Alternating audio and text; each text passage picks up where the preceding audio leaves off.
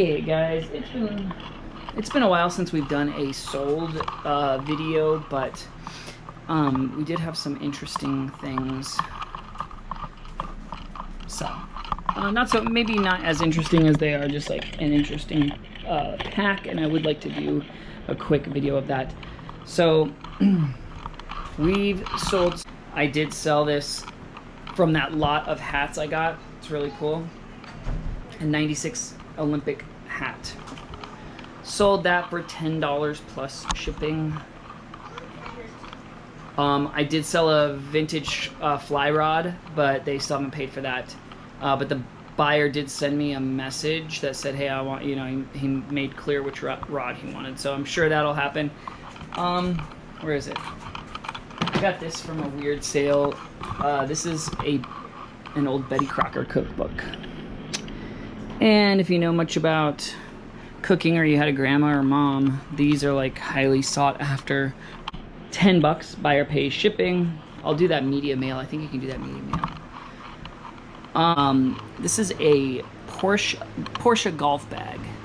Really nice. I bought this for my dad. We both had Porsches. We both have since got rid of them, so really, and my dad doesn't even play golf very much anymore. Actually, he doesn't play at all. We play tennis all the time, so this is really just sitting. I ended up accepting an offer, $210, buyer paid shipping.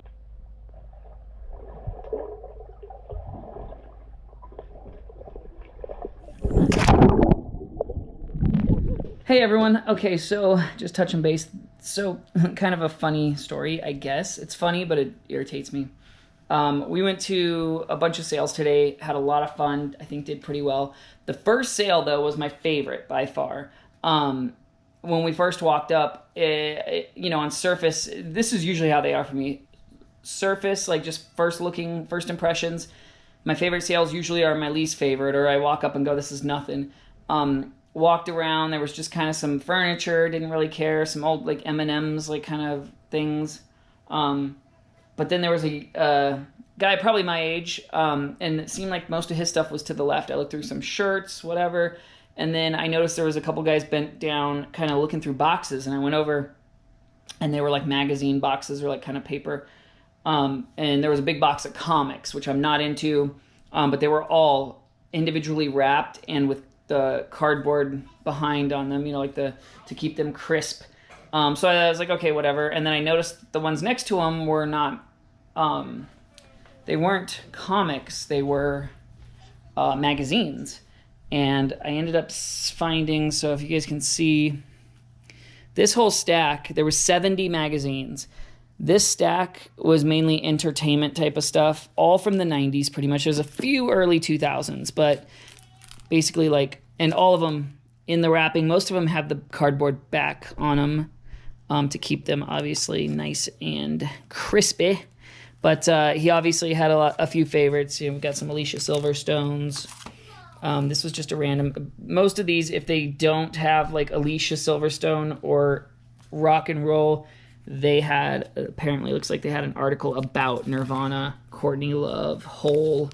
So anyway, this whole stack here is pretty much entertainment based, like Rolling Stone Entertainment, Esquire, Us, things like that.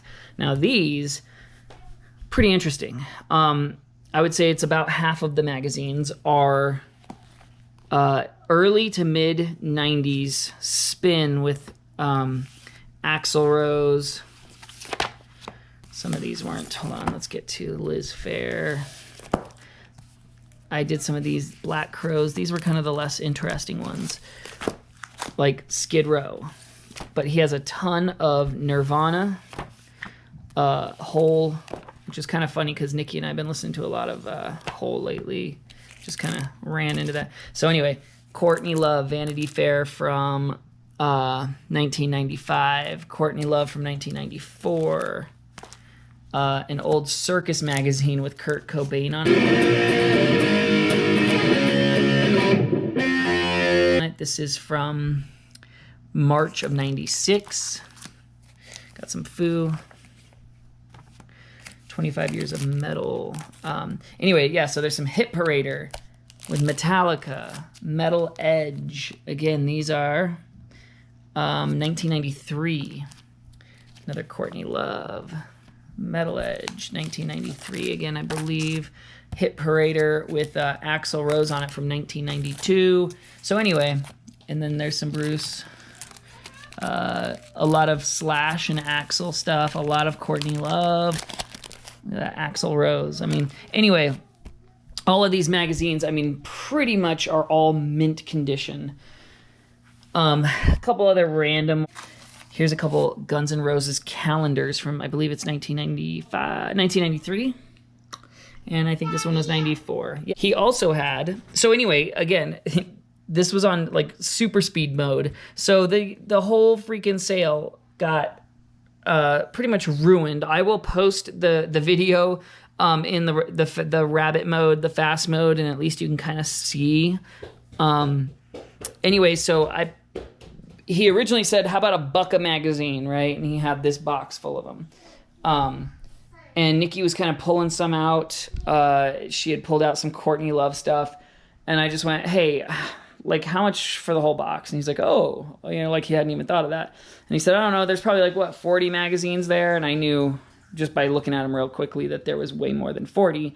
So I just let him talk. And he said, how about 25? And I said, cool.